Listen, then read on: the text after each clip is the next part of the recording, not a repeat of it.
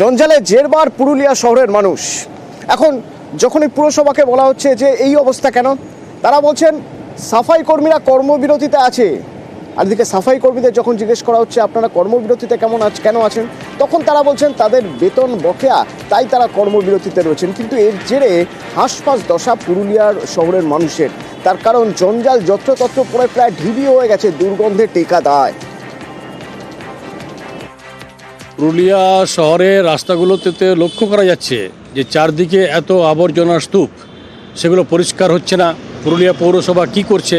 তাছাড়াও আমরা দেখছি যে রাঘবপুর মোড়ের সামনে, যেখানে জাতীয় সড়ক পার হয়েছে, অত বড় স্পেস, সেখানেও এত আবর্জনা, পরিষ্কার কেন হচ্ছে না?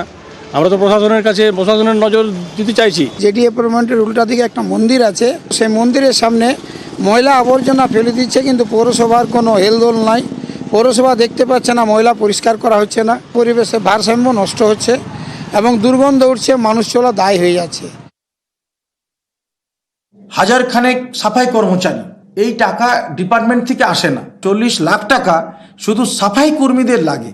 আমাদের অক্টোবর মাসের বেতন এবং নভেম্বর মাসের বেতন বকেয়া থেকে গেছে পুজোর পর সেইভাবে কোনো কালেকশন জমা হয়নি।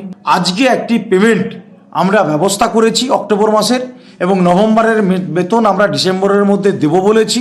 এই কারণে আজকে কিছু গাড়ি বার হয়েছে। আমরা বলেছি যে বাড়ি 30 টাকা পিছু 50 টাকা বাণিজ্যিকভাবে যে আমরা আদায় করছি, তার জন্য স্পেশালিভাবে সাফাই বিভাগের জন্য একটি ফান্ড তৈরি করে আমরা ওই থেকেই আমরা এই কর্মচারীদের আমরা বেতন দেব।